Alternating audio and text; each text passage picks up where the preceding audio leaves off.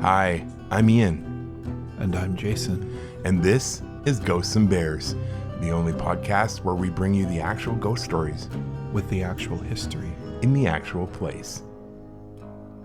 On this episode of Ghosts and Bears, we're heading north, off to the mountains, where we're going to talk about the wonderful town of Banff and some of the ghosts hanging out in there. Coming up on Ghosts and Bears.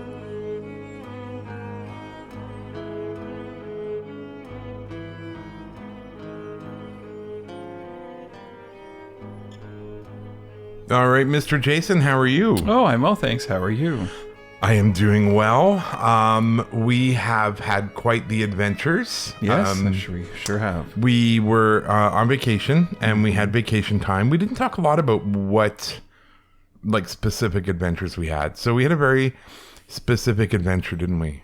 Yeah. I think, I hope our listeners will enjoy this particular one. If you want to crack open your computer and Google Tumbler Ridge, BC, you will know where our big adventure, unplanned adventure took place. Yeah, it was a bit of an unplanned, but that is what it is. We had a small flat tire. That's okay. Google Maps took us on a gravel road, and it said it was a highway. Yeah, it's called the Heritage Highway.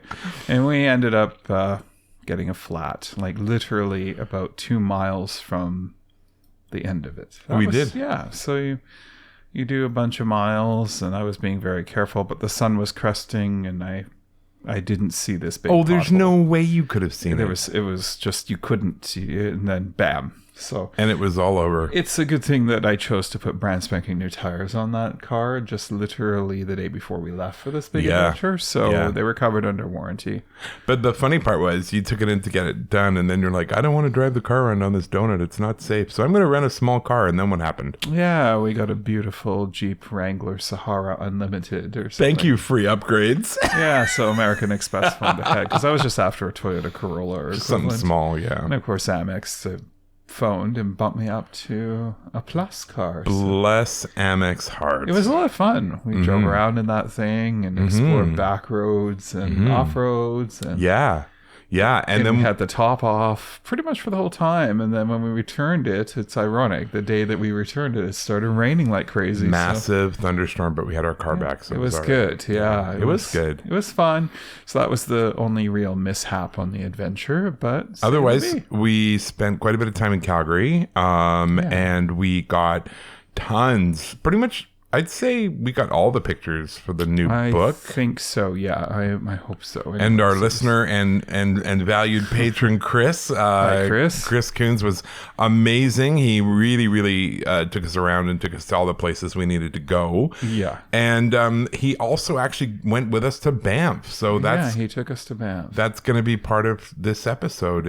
Chris is going to be on this episode. Yeah. Banff is a beautiful town. It is a crazy, busy, insane town. Oh, I forgot about the other adventure we had. Coming through the ice fields.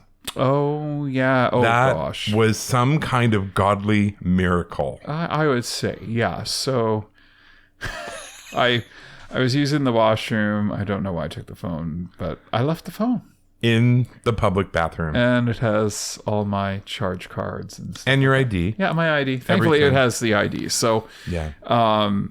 We're driving along after we left this place after probably about half an hour we'd been gone. Yeah, and we ended up at the ice fields, which is about 25-30 minutes down the road. Yeah, and then we left there, and you said, I realized, oh my gosh, I don't think I have my phone. And I went, are you kidding me? Oh, yeah. No, I left it behind. So I phoned it. Ian phoned it, and this nice woman answered. And I said, hi, I'm looking for Jason's phone. And she goes, I am holding that phone. Thank gosh. And I said, thank you. I said, where can we meet you to pick it up? And she goes, oh, we're just at the Columbia Ice Fields, literally the place we'd left, a minute and a half earlier? Yeah. So thank God they were traveling the same way we were. Yeah, and we're grateful. So if you do ever listen to us and hear this, thank you so much. Well, we were in so much shock, we didn't even get their names. We just met them. She handed over the phone with a big smile. Thank you so much. And then they were gone. Yeah, so thank you, guardian phone angels. Yeah, that was very nice of them. Oh, Oh my gosh. And everything was there. Everything was there. Yeah. No, they were amazing. Believe that we were, we couldn't believe we were going in both the same direction. Yeah. That was a real... They could have been heading towards Jasper. Yeah, they could have. And then it would have been an hour and a half. So and there's a portion of there where they would lose cell signal. So yeah, it was lucky. Very, very lucky. So thank you for that. And yeah, we had a really good time away. Yeah, it was good. We kind of went here, there, and everywhere. We did, but the focus of this story is Banff. It is Banff, Alberta, and I'm going to tell you a little bit about... Specifically, it's a hotel. We're talking about two places. We're talking about the hotel, and we're talking about a church. The church, yes. I did see that. I took photos of that. Yes, you did. And so we're going to do the little history portion now. Of this, and basically Banff, Alberta. If you don't know, I mean, most people I think have heard of Banff, but maybe that's just because I grew up in Calgary, which is like an hour and a half outside. It is actually in the Calgary Regional Partnership, so I think they try and lay some claim to Banff. Well, probably. It makes sense. When I would go to Banff as a kid, my parents, we'd go up for the day. It was a single story, kind of one big street town, not very busy, a couple of restaurants, some hotels, well, especially the Banff Springs. It was not trendy like it is today. It is so insane now. I think there may be one or two single story buildings left, but on the whole, everything else has been built up to at least 4 or 5 stories on the main street. And it sells all the high-end goods. It's like a small Rodeo Drive, really. not quite as bad for more rugged stuff. Yeah, for more rugged stuff. Yeah, it's not Jimmy Choo's and no, thank goodness. If it becomes that, I think we just need to close the mountains. Vuitton. Please stop. So Banff is about 5,000 feet above sea level. It's very near Lake Louise, which is a stunning, beautiful lake. If you Google that, you will see pictures of that as well. For our patrons, I have put up the pictures for this episode, and you're going to see pictures of Banff and the Banff Springs and even some of the church. So if you're a patron, you can take a look at what we're talking about. And I've been Instagramming a bit. Oh my God. So you have gone a little bonkers with Instagram. Thank you, Chris. People have been saying to me, "Where are you guys?" Everywhere. We're everywhere. All the Jason time. is putting pictures up from basically the last 5 years. So, well, that's not completely true. It's really less than. Oh, come on! But they're some of them are very recent. Some of them are in the past. But absolutely, a lot of those pictures were in the last few months. So sure.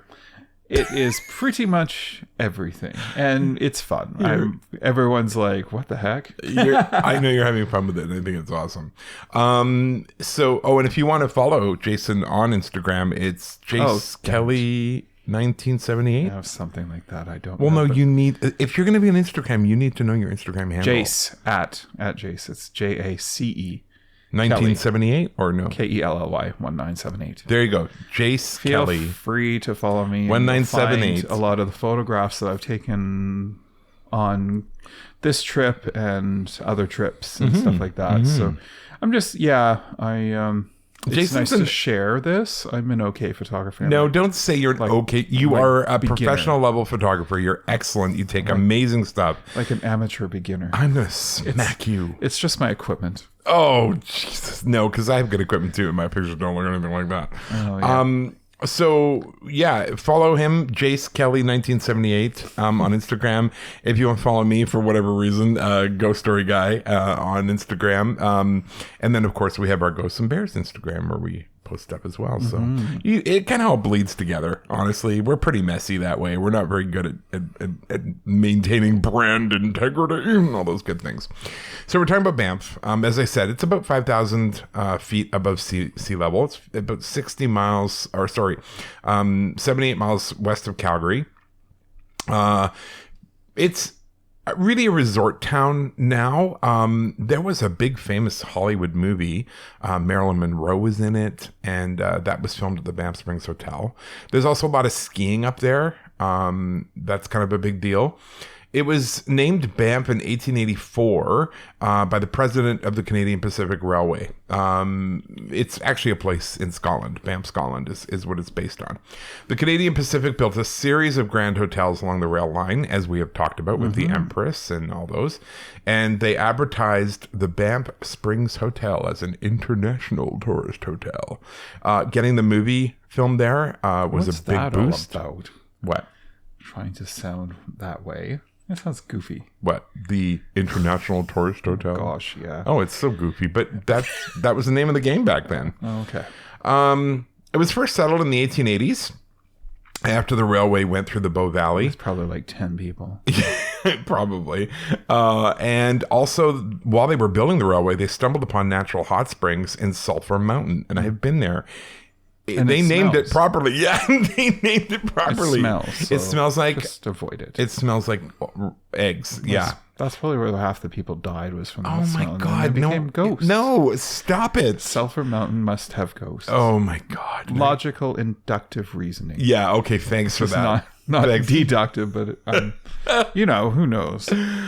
Once there were people here and they were alive, and then they died, and now they're ghosts. The end. Ghosts. That's the entire podcast. You just summed up our whole podcast. Fabulous. Well, there we are. Someone lived, they die, they're embittered, and they become a ghost. Oh my goodness. In 1885, Canada established a federal reserve of 10 square miles around the Cave and Basin hot springs and began promoting that area as an international resort and spa. I think you can see where this is going. It's 26 square kilometers. Yes. And they wanted to support the new railway, which is why they did it. We are Canadian. In 1887, the reserve area was increased to 260 square miles, or 673 kilometers, and named it Rocky Mountain Park. And this was the beginning of Canada's national park system. So there you go. Banff was really the first national park. It was developed near the railway station as a service center for tourists. And services such as at St. George's in the Pines, that's the Anglican church we're actually going to be talking about, actually, were administered by the Government of Canada's national park system until 1990, when the town of Banff became the only incorporated municipality within a Canadian national park. So there you go. There was, and this is not a proud moment in Canadian history. I always learned about the Japanese internment, how we put all the Japanese people into these camps. Correct. Around World War II. What I did not know was in World War I, we had lured all these people from countries like the Ukraine. That's right, Ukrainians. And Eastern. Remember, we watched that thing on Netflix, and I sat there going, I can't believe this is a thing.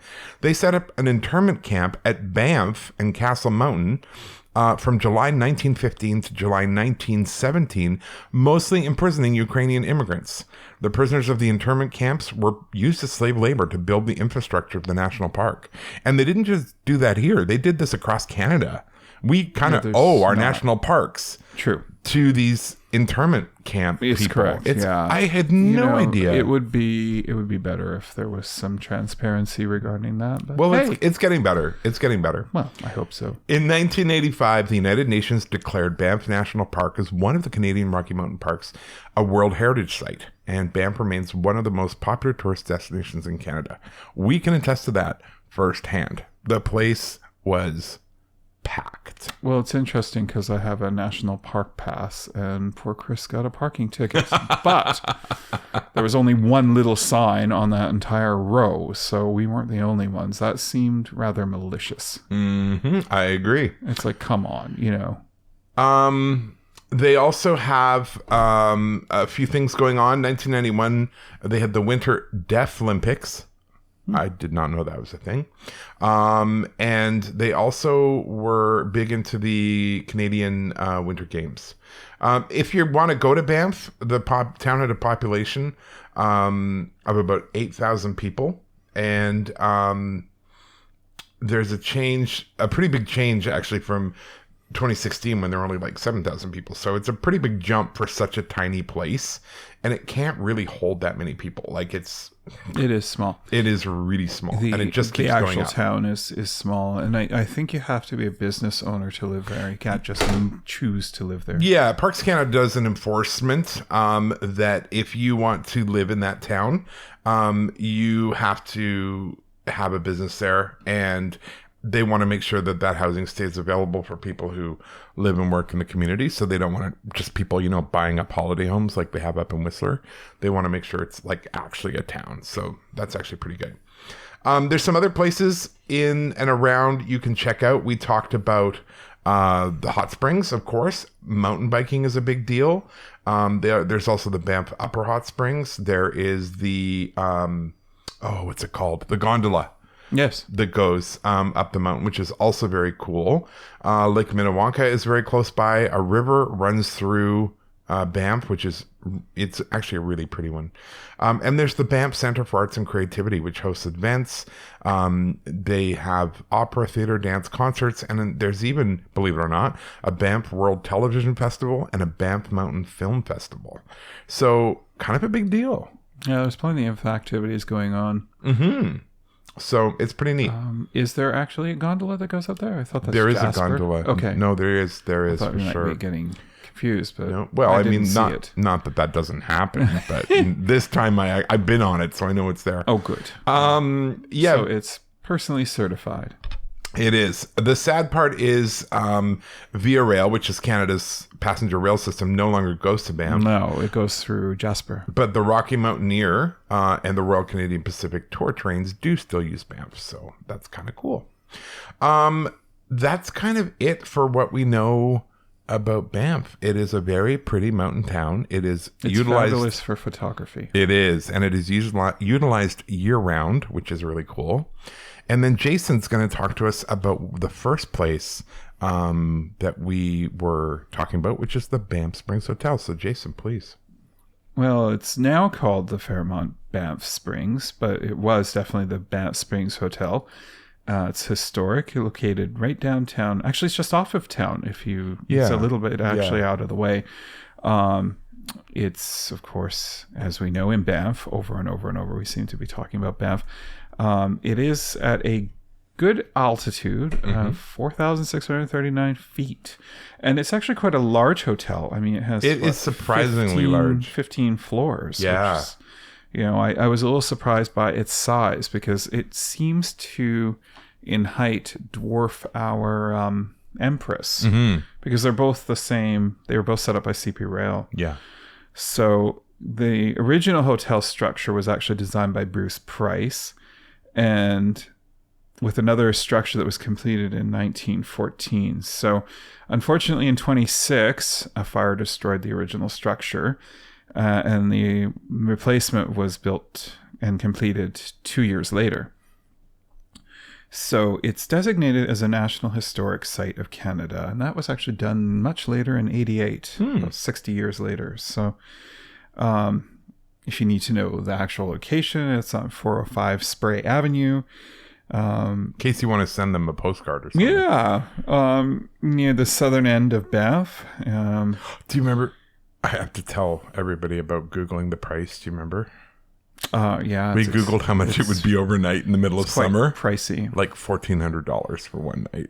Yeah. It's not as cheap as it used to be. I think I remember Chris's mom when we were having dinner with them. Did they not say they paid $300 a night? Yeah. And I'm sure the price goes years down or so ago, like in the off season, but I don't know when the off season for Banff is because winter's skiing and summer's touristy. So who knows? I don't know. Maybe the spring when everything's melting, or the fall. There you go. Let's go with that. Who knows? So the hotel actually faces towards Mount Rundle. And I did get some nice photographs of that. Other mountain peaks in the area that include the Cascade, Mount Norquay, Stony Squaw Mountain, and Sulphur Mountain. We talked about sulfur. It does smell like sulfur. Mm-hmm. It's located near a number of attractions and landmarks. Of course, it's a stunning hotel. It really is. It's interesting because you kind of drive up a hill to it. Yeah. And as you're coming up this kind of half moon driveway, apparently Randy's got something to say about it. We're not letting him in the room. It's just it's it really does belly its size. When I was taking the photos, I was like, that's beautiful. I could stay there. I just need to call in some favors to Amex. And take out a small bank loan. Yeah, well, I'm actually pretty sure it does qualify for the annual credit. So I could get material credit back off of Amex because its price is pretty high. No, we're not doing that. Yeah, that's all right. We don't have to do that. I'm glad. Anyways, yeah, there was another gentleman who was charged with, his name is Oruk. He was an engineer at the CPR. He was charged with replacing the original wooden structure that went down. And that, as like I said, was completed in 1928. The tower that was added in 1911, there was a replacement structure made of a steel frame as opposed to wood, because the original one was wood. It was a wood-framed building. And then it was clad in Rundle limestone. So interestingly enough, that the limestone comes from Mount Rundle. Yeah, the mountain. Which was the now kind of scary neighborhood where I grew up in the northeast of Calgary. Oh yeah, northeast of Calgary. I lived in Rundle. Well, your mom had a statement for that one. Yes, she did. Anyway. So we won't go there. We will not. I don't think she cares for Rundle anymore? No, I don't think so either.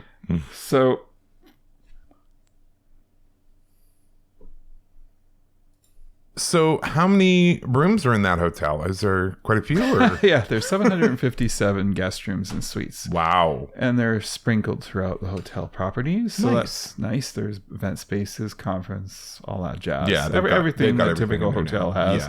Yeah.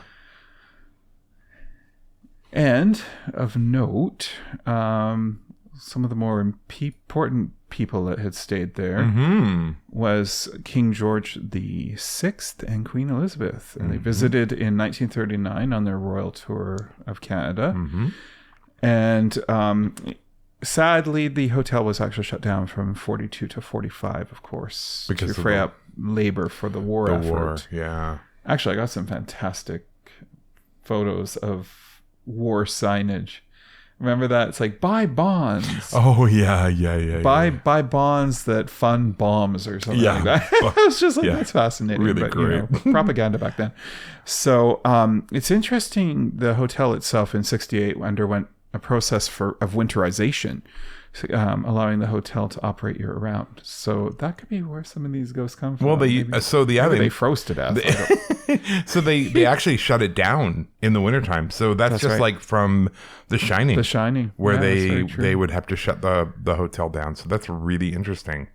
It had another big renovation too, I think. Yeah, it had a few. Oh, okay. The last major one, I think, was in 1988 for the Winter Olympics. And then, of course, it moved on to a new name, and its current name, the Fairmont. Well, there you go. Yeah, it's a beautiful, beautiful hotel. It's stunning. It really is stunning. We were really lucky to be able to go there. So I'm just grateful that we had that day up there. I wish I could send the drone up for photos. I guess I could have. I don't know. Maybe they might have frowned upon that. The drone would be more fun. The last place we're going to talk about before Jason touches a little bit on the First Nations people history, that was the people who were in Banff. The Church St. George's in the Pines. Now, this one has specific interest to me. I knew nothing about this church. All I knew was, as a sweet youth group kid at the age of about 14, our youth group all jumped in a van and we came to Banff, and we were going to spend the day in Banff, sleep in the hotel hall, go to church on the Sunday in the church, and then we were going to be coming home. And I knew nothing about the church. I knew nothing about anything. I walked in the church, turned around, and I walked right back out again. And you will get the story during story time, so I won't ruin it. But here's the history of this church. It's one of Banff's oldest places of worship. The building was designed in the Gothic Revival style, and the cornerstone was actually laid by Governor General Lord Stanley of Preston in 1889. The first Anglican service in Banff, believe it or not, took place in a log cabin on Bear Street in 1887. Anglican, for our American listeners, that's Episcopal. So if you know what an Episcopal church is, you know what an Anglican church is. Same church, different name. In 1887, before holding their worship in a tent on the site of the present-day church. as it was being built. The clergy also led an evening service at the Banff Springs Hotel because, hey, if you were on vacation, you still had to go to church. The main part of the church, the chancel, was complete by 1897. And the Bishop of Calgary actually consecrated the church in June of 1920 before the tower and spire were finished in 1926. I think that's so interesting that it took him like 20 years to get out there to do it. Anyway, Prince George, Duke of Cornwall and York, later King George V, and his wife Prince Mary, worshipped at St. George of the Pines in 1901. 3 of their sons attended the service, and the King George VI with his consort Queen Elizabeth in 1939 also were there. The pew in which they sat is marked with a plaque, because if there's one thing Anglicans enjoy, it's a good plaque. George and Elizabeth's daughter, Elizabeth II, the present Queen of Canada, also worshipped at St. George's in the Pines. So there you go. In 2012, they sought a designation as a municipal historic resource and received approval on the 30th of July of the same year, most likely so they could take advantage of those delicious and wonderful grants. And it was it's an impressive building. It has over 50 stained glass windows depicting local flora and fauna, as well as, believe it or not, there are 11 bells which were shipped from London to Banff via the Panama Canal. They can be played by one person, although you would have to be very fast. St. George's in the Pines was the first of only 2 churches in Canada to possess a set from that manufacturer. So that is St. George's in the Pines. That is the church. But of course, there were people who were there long before all the Whiteys showed up, and Jason's going to mention a little bit about them. Yeah. Thank you. The indigenous people of Banff, they actually were there for about 10,000 years. Oh, so a little longer than the Banff Springs. Yeah, certainly a lot long before the arrival of European explorers. They actually used the Bow River, which they called it the Bow River because they actually built bows from the Douglas fir trees that grew along its banks. Oh, there you go. So for hunting. So that's where it came from. Yeah. That's cool. And the Great Plains indigenous flocked to this valley because the river gave life. Right? Yeah. It would be pretty smart. Interesting, though, they used, it seems like they used kekuli, which is kind of a pit house of sorts. Oh, of course, because of the winter. Yeah, so it's interesting because that reminds me of the place in Saskatoon where European settlers used those mud houses. They used dugouts, Yeah, so it's the same idea. I imagine. It makes sense because they're well insulated. Absolutely. And there's a lot of vicious wind, especially through that valley. Yeah, you'd stay warm if you did it. So, yeah, it's ironically one of the oldest shelter sites known to Canadian archaeology. Cool. Wow. So, the village site was located downstream of Bull Falls, right, and included several dwellings and was protected in 1913 as the first nationally protected archaeological site in Canada. Yay! So that's pretty cool, and I'm not surprised because it's the first national park. So it makes sense. Stands to reason that it would be a nationally protected historical archaeological site. For sure.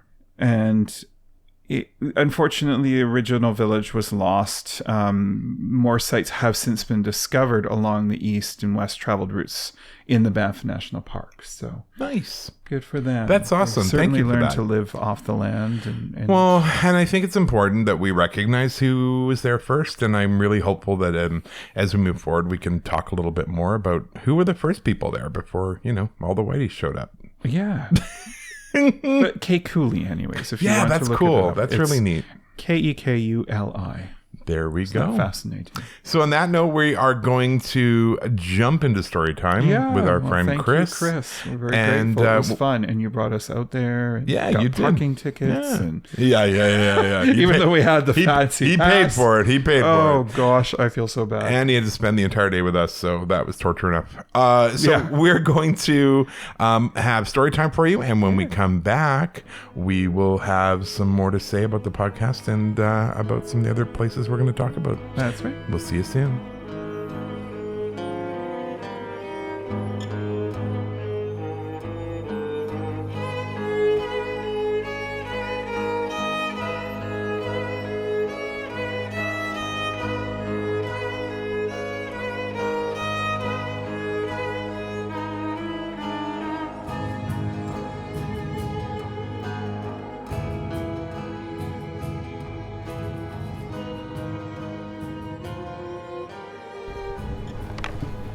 All right, so here we are. It's story time for the Banff episode. Yeah, hello. And we're here with Chris. Hello. And Jason. Hello. And myself. And Moby, of course. He's under the table trying to find shade. It's really warm. And Chris is here with us because we actually met Chris in a really odd way. Do you want to talk about that, Chris? Because it was weird. Yeah, it was weird, yes.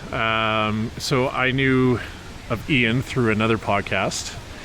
And I happened to be in San Diego, or Coronado Island to be exact, walking through the historic Hotel del Coronado, and I see this gentleman walking towards me with his posse, and I was like, oh my gosh, that's Ian Gibbs. So I got brave and I went up to him and I said, excuse me, sir, are you Ian Gibbs? And he said, yes. And he looked stunned, and I just kept walking. I think you said, hey, are you Ian Gibbs? And I said, yes. And you said, and you were still walking. You actually didn't stop. I didn't stop. And you were like, hey, great podcast. And then you disappeared. And I was like, and we all looked at each other. Me and Jason and our friend Greg was there. Yeah. And we looked at each other like, what just happened? Who was that? So that was kind of awesome. That was actually really funny. Yeah, it was cool to run into you there. Yeah. I mean, it was not the place that I thought. We were in the basement. Yeah, of the Del Coronado. Yeah. We were literally going from one building to another or something. Yeah. So, yeah, How rare is that? It was pretty weird. And now Chris is not only a good friend, but he's also a proud supporter on Patreon of Ghosts and Bears, so we're grateful for that. We are Absolutely. grateful. And Chris, I have to say, volunteered to drive us up here today, so we're also grateful for that. So Yeah, and then he paid for lunch. He paid for lunch. There, what in the world, dude? Yeah, right. Like, Seriously. This is great. Well, you guys are great. Well, thanks. So here we are in Banff, and I'm going to ask the two of you, we're going to talk about two places. One, pretty well known in terms of ghost stories. One, not so well known, because, well, I guess it happened to me. Yeah. But I'm going to ask you both, and Chris, why don't you go first? Jason, you can chime in. What do you know about the Banff Springs Hotel? So the Banff Springs Hotel, being as iconic as it is for this part of Alberta, the story that I've heard is about a woman on her wedding day, I believe. She was on the stairs, and the stairs in the Banff Springs Hotel are very steep and very hard. And I guess the story goes that she fell down the stairs and died.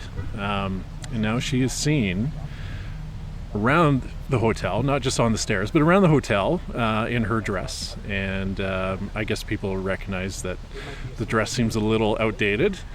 And yeah, those are kind of the stories that I've heard. She's very famous for that hotel. Yes, so. Absolutely. And there's a great photograph. Yeah, there's a great photograph of her online. Yeah, totally fake, but... well, it's well done. It's a nice representation. Yeah, I think I would have done it a little differently. It's how you would make imagine it more seeing her. Yeah, a little bit more mysterious. Yeah, definitely. So when I was looking up the stories, the bride absolutely came up. There were a couple of variations on it.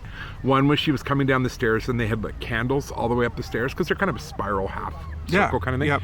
And her dress caught on fire. Mm-hmm. And in her haste to get away, she fell down the stairs and died. The other is her train got caught up around her feet and she fell down the stairs and died. Probably a lot more likely. Either way, she died. Like, let's be honest. And then she's seen not only on those stairs moving up and down, but also in the ballroom dancing. Yes. And then one person shared an experience they had where they were on the stairs with their fiance and he stumbled. And before, he's like, oh, I'm going. Like, you know when you're too far tipped over. And he felt arms go around his waist. And he was able to right himself. And he went, okay. He didn't know the ghost story. Mm-hmm. But he definitely felt something hold him back. Wow. And then when he heard the ghost story, he's like, wow, she helped me out. Like, she didn't want that to happen to somebody else. So I can vaguely remember the story about being caught on fire. Okay. Yeah. But I think I've heard variations of this story as such ghost stories go. Yeah, and every one of these hotels, these Fairmont hotels, seems to have at least one ghost story. Yes. So I guess is that's that a trademark? No, I don't know. I think there's just old. But there's another story. Yeah. There's another story they about inherited them then. A bellman named Sam, and he was a real man. He worked here until the 70s when he died, and he told all his coworkers, like, I love this hotel, and when I die, I'm going to come back and haunt it. Mm-hmm. And he has helped people who've been locked out of their room. He has helped give directions to people. Sometimes people will see him in the lobby and then they kind of go, wait a minute, why is his uniform so different than everybody else's? But he shows up quite a bit, and apparently he's happy. He loved the hotel, and he's still in the hotel he loves, so that's kind of cool. Admittedly, Banff is quite beautiful. It is, and the hotel was one of the first things because it was finished in 1888. So there's also there's a talk about a haunted room. Yep. And they have kind of absorbed that room into a double room so that the actual haunted room is no longer. But people have complained about being in their rooms, and one woman woke up, her feet were being wiggled in her bed, and she was like, what's going on? Other people have had one woman, she stayed awake all night because the door kept getting tried. As if, geez. So the door handle, someone kept trying the door handle almost every half an hour all night. That was like us in Ukiah. Yeah, well, but we pretty well know who that was. Yeah, she was really trying to get in. I'm like, no, wrong room. It was 1 a.m. and then she woke us up again at 4 a.m. I was not happy. No. She really wanted it. She was a young lady trying to ply her wares. Let's say that. Yeah. And so I empathize for the poor people who actually get woken up by this poor ghost. So the Banff Springs Hotel, great hotel, iconic hotel, beautiful, and no matter which way you're facing, you're gonna have a view. So that's cool. It reminds me of a story though. My friend worked at the Chateau Lake Louise. Yes. And she was her very last week of work. And this guy came in. He happened to be from another country, America, and he complained, and he said, I asked for a lake view and I don't have a lake view. And she had just had enough for the summer, and so she says to the guy, well, actually, sir, the hotel rotates very slowly, and if you go back to your room and wait, you will find that your room is now a lake view, and maybe you've just been asleep when the hotel's been facing the lake. That is fantastic. She got fired. She got fired in her last week, But I mean, go out with a bang. 100%. I mean, that's amazing. That's quite the feat, a rotating hotel. Wouldn't that be so cool? That's a genius idea. Yeah. Think about it. Yeah. I mean, Calgary has the rotating restaurant, but I mean, this is a bit more of a grander scale, I guess. Yeah. Actually, Vancouver has a rotating restaurant too. There you go. See, it's a thing. It's a thing.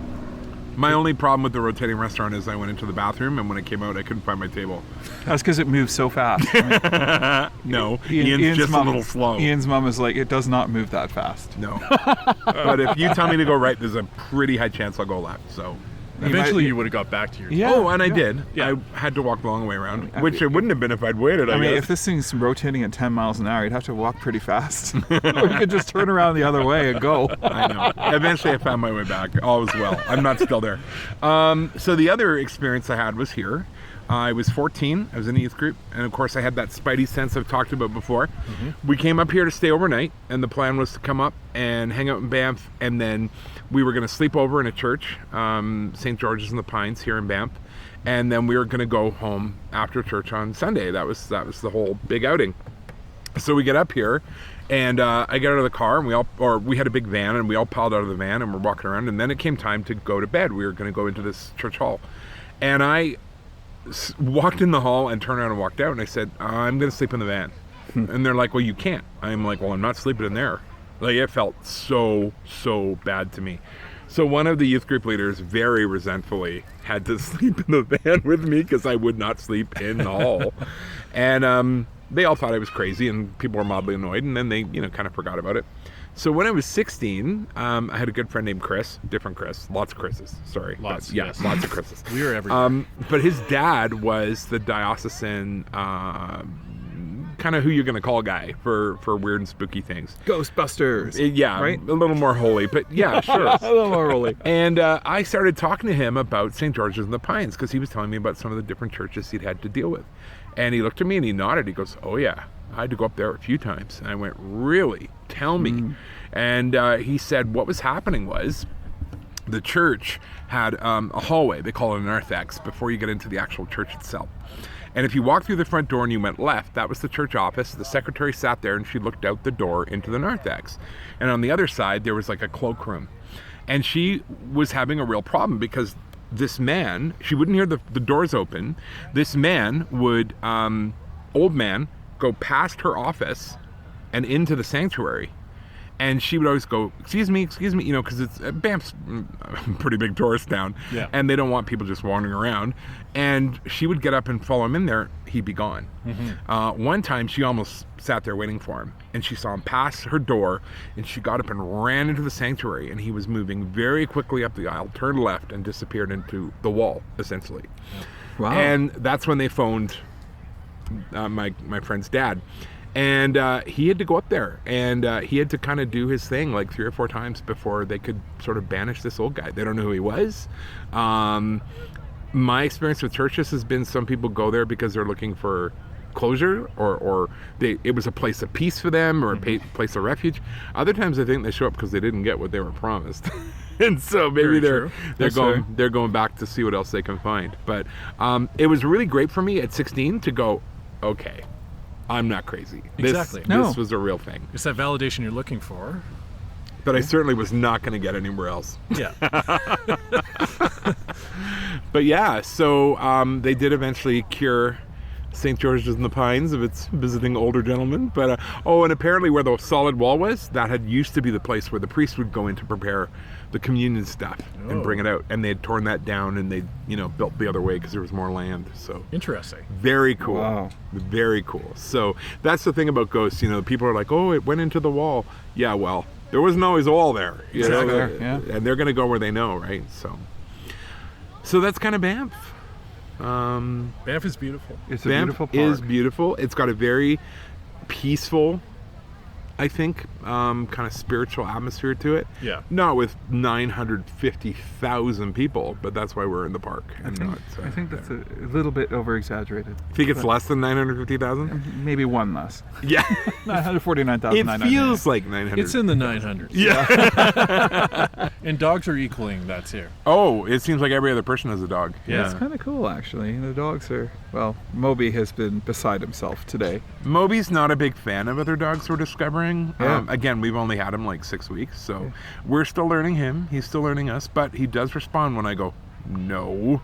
I do find the energy here lively. Yeah. Probably the best. Yeah. I think because of all the different groups of people that are here. Yeah. You're going to get such a mixed bag of energy. That's a really good point. Yeah. Absolutely. I mean, there's so many people coming and going from this place. Yep, 100%. 100%. So there we are. I want to thank Chris for being here. Thank you. Thanks, guys. Appreciate it. And thank Chris for, driving us here, buying us lunch. Thank you very much. Being the host with the most. We're really grateful. It's a pleasure to be with you guys, always. We're very lucky. And we will go back to you right after this. And we hope you enjoyed this historical and ghostly experience of Banff, Alberta, Canada. Take care. Bye. Bye.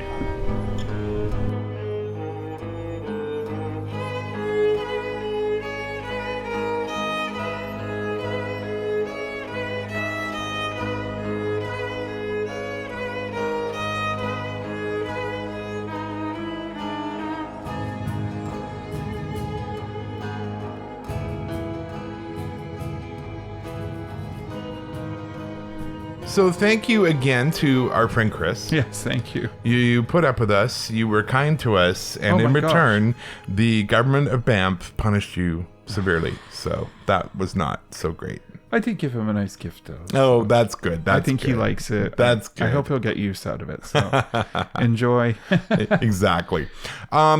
We were going to talk a little bit about one of the things we realized while we were away was, it's funny, this happened because I actually got an email from someone saying, how do you guys go to all these places all the time? Don't you have jobs?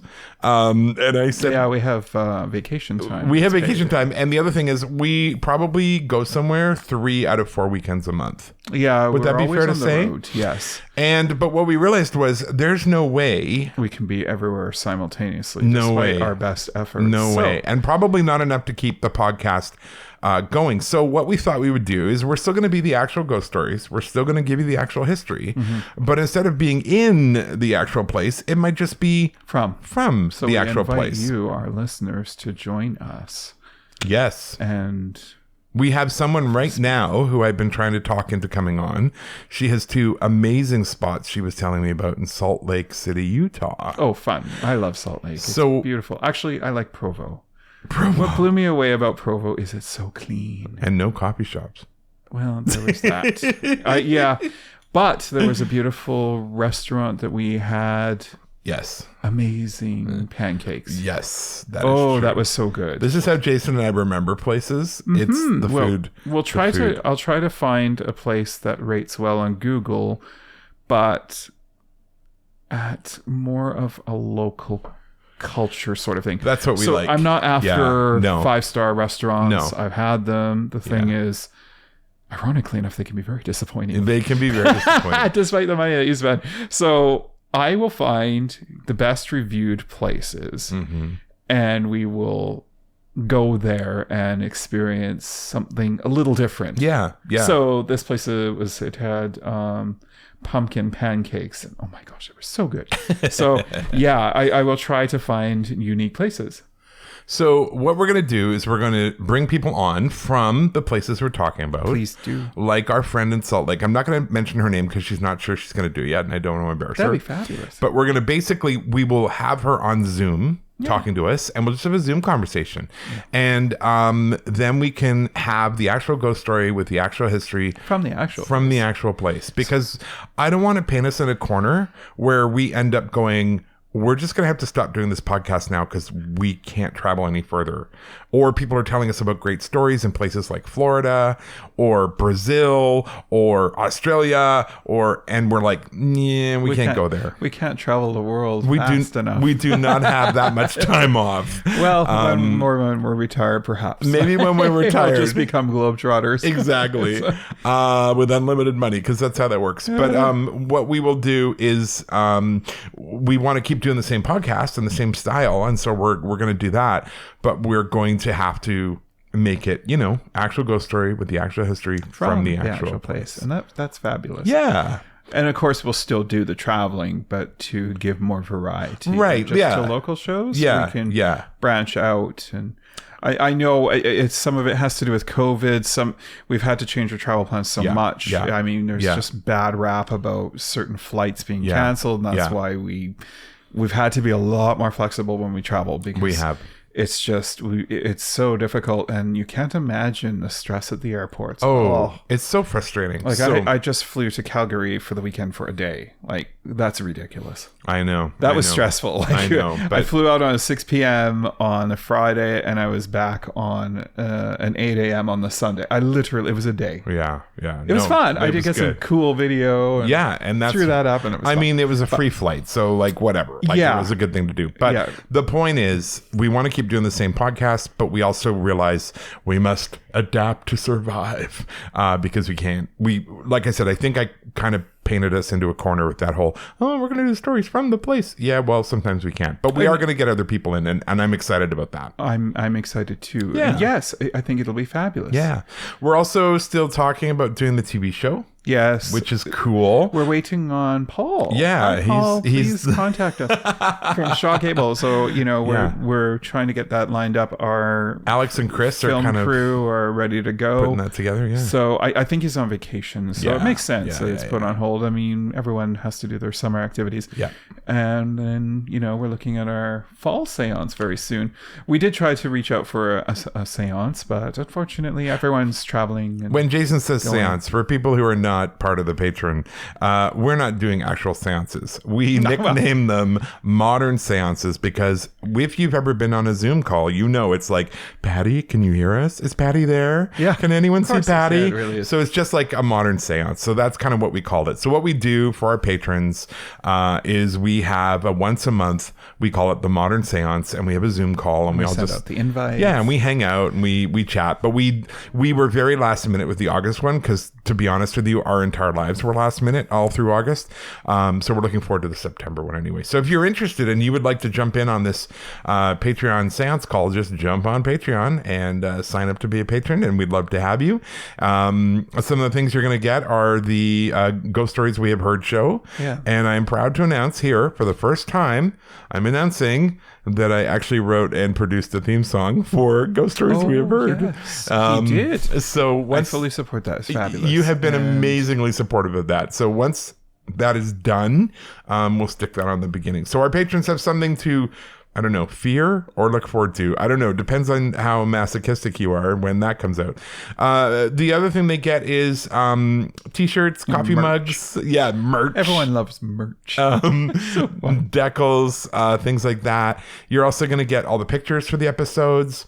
Yeah, now that I know how to use Instagram a bit, you'll see a lot more. Oh my God. He's like an Instagram monster. It's weird because I normally use 500 pics, but that's more for professional photography stuff. But the general rabble aren't on there. You must go onto Instagram where the people are. Yeah. I wasn't very good at hashtagging nothing in the beginning. I gotta be honest. Oh yeah. I said, Jay, you put up all these pictures. He's like, yeah. And I said, there's no hashtags. He's like, well, who cares? I said, that's how people find you and actually, your pictures. It's interesting because that little flight takeoff thing has already had 200 plus likes. It's there fun. You go. You know, whatever. It's just a lot of fun. So yeah, that was a good fun. I tried doing a landing in YVR Sunday morning. Oh my gosh, that's yesterday morning. Mm-hmm. So no one liked that one. No one cared. It's so boring. No one cared. But the flight takeoff was fun because I was able to get the Boeing's shadow brilliantly, and I followed that. It was fun. It's a cool video. It's cute. Very cool video. I'm anyway, like a novice or beginner or something. Oh, just stop it. This false humility. It's nonsense. I'm gonna hit you with a fish. So that's kind of what's going on. Or a ghost. I don't know. That won't hurt much. No, probably go right through you. So that's kind of what's going on with us and where the podcast's going, and we welcome your comments, suggestions, ideas. Are you interested in perhaps sharing a story with us on Zoom that we can record and put into our story time for the podcast? Because that's kind of what we're looking for. And not everyone who wants to do it is going to get on, of course, because some of us are better storytellers than others, but we're going to basically just interview you about the story and question, ask you questions Come about on the it. show. I did seek out some people, so I'm hopeful I'll try that again. Full disclosure, Prill's prissy Oh, right. We've got to address that. Yeah. Someone got in touch with us to find out how they could get a Prill's prissy puppy cape. We have a confession to make. It doesn't exist. Evan Prill, who is another one of our lovely patrons. He's a close friend of the family. And he hates clothes on dogs. Dog apparel. He just loathes it. They put a bow on his dog coming from the groomers, and he took it off immediately. He's like, lost it. Dogs have fur. That's their clothes. He's so funny. He literally hates dogs and clothes. When we brought Moby home from the groomers, Carlene and Evan were coming over for a barbecue, and Jason and I literally bought the dog a shirt just so when the dog went to the front door. So when the dog went to the front door, that's the first thing Evan would see was this dog in his shirt. You could just see him writhe a little. And so we have to confess now openly so that we stop getting inquiries about where people can buy these dog capes. Puppies. Prill's prissy puppies. He messaged us. He's like, "Oh my gosh, I choked on my coffee. Yeah. Sorry, Evan actually works construction. He does not sew dog capes for dogs. He does not know. So we have to tell you that because unless you want to start, Kevin, we won't. Or Evan, we won't start. We won't stop you. Yeah, Evan, if you want to start, we will absolutely. Absolutely. It sounds like you already have an audience. Yeah, hey, we'll give you free advertising. So that's what's going on. So we had to thank you for remembering that because I forgot about that. But Prill's prissy puppies. It was so fun. It was fun. You have to. He's like, oh no, it's a bit now. Yeah. So we might kill a bit. We might have taken it too far. Anyway, friends, we want to thank you for sticking with us over the summer, and we're looking forward to an exciting fall because, of course, we're coming into ghost season. I mean, fall. I mean, Halloween. Yeah, we're coming up to starting season 3 towards the end of the year. Yeah. So that'll be our new revamped show, and we'll be on the road again soon. Actually, we'll be heading to a Soyuz. So yes, we will. We'll be looking for ghosts of the desert. Why not? I don't know. Next episode is going to be with our friend Bryn again. She's going to be telling us about a very exciting brothel. Yeah. Because when is a brothel not exciting? Welcome back, Bryn. We love Bryn. She's so sweet. I'm actually working with Bryn on the Ghost Walks this week. Yeah, tomorrow. All right, friends. Thank you so much for being with us. We are thrilled to be back with you. And please remember, if you have anything to tell us, it's ghosts nbears@gmail.com. And send us a message because we want to hear it. I read those. I read every single one. I reply to them all. It's really important to us that you get your voice in there. And we want to hear these stories, and we want to encourage you to come on the show. If you do want to do that, send an email. I know Instagram and Facebook are easier. I lose track of the correspondence I get on there. That's fair. Yeah. So please send an email. I find that way harder to track, probably because I'm old and somewhat inept, but that's the way to do it. So no, it's because the email's more logical. It's easier to see. It is, and I can sort it out. You can get a million messages and they just start flying down the list. That's the problem with the DM thing through the other situations. Whereas an email is easier to... You can mark it as important. You can do a bunch of other things. And whereas on the Instagram and Facebook, we'll get messages and you just kind of fall down a list. Unfortunately, it's true. No, it's very true. We don't treat you like that. But the thing is, if you message us and other people have messaged us, unfortunately, it just starts pushing down and pushing down. And the next thing we know, we're like, oh, where's so-and-so? Yeah, exactly. I mean, we still want to come out to see our friend at the winery. We still are waiting. So we're hopeful to do that. We are. And Oliver. I know they're super busy. So I'm certainly not like, oh no, what happened? How come no one's going to... We will come. But we get it. That would be fun. Yeah, that would be actually a lot of fun. You know what I forgot? Remember I just told you how I'm like old and stupid? You're not old and stupid. Well, I'm getting there. I just realized we absolutely forgot to thank our patrons. Yeah, our patrons. We mentioned Patreon so much this episode, and we forgot to say thank you. So we would like to say thank you to Sharon, Dawn, Adam, Bryce, Sherry, Brooks, Marion, Kathleen, Alexa, Debbie, Jackie, Ruth, Rebecca, Mary Frances, Cassie, Gina and Victoria, Sandy, Christopher, David, Ashley, Jeremiah, Elizabeth, BB Nix, Melinda, Jordan, Tammy, James, Taya, Evan, our favorite, Arwen, Steve, Kyle and Charlotte, Catherine, and Myri. Thank you. Thank you guys so much. And we are excited to, just jump back into the fall season now the summer's over, get back to work. Is it already almost over? It's next weekend? Yeah, quick. It's this weekend. It's this coming up weekend. Wow. We're going to go to the Saanich Fair, pet some animals, eat some trashy food. I'm so excited. That sounds like fun. It will be. Okay, friends, thank you. And we will talk to you soon. And I hope you enjoyed this episode of All About Banff. Take care. Bye. Remember, you ever want to find a podcast with the actual ghost story, with the actual history from the actual place, right here on Ghosts and Bears. Take care, guys. Bye. Bye.